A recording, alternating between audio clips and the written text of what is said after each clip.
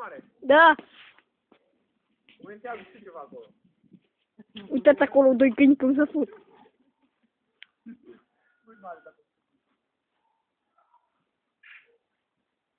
Ce-i mai place viața la câine? Uitați aici cum așteaptă altul la rând. Dă-i bice, dă-i bice! Dă-i bice! Dă-i bice, frate! Dă-i bice! Așa, mai tare, mai tare!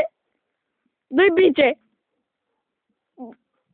Dă-i bice, frate! No, s-a gătat? S-a gătat rândul?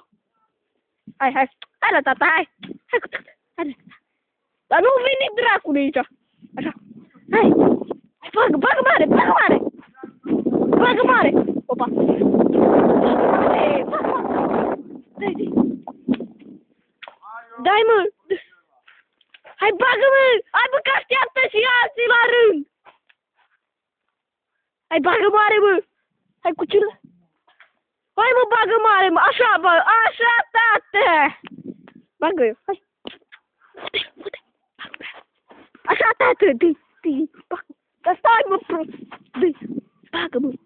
Bagă eu, mă! Hai, mă, repede, mă! La bagă, așa, așa! Sec, așa, uite așa, uite așa! Dacă ăla ce dă la caca! No, gata! Hai, mai fute-te-vă! Hai, prieteni! Du-te-i, drac! Nu mă fute pe mine! Nu te da la mine! Dar la unde s-a dus? Așa, linge în piză, linge în piză. Hai, linge. Mamă, de aici, puteți-vă în pula mea să pot să bag pe tu. Hai, mă! Hai, mă, bagă-mă! La pută-vă tine! Na, același...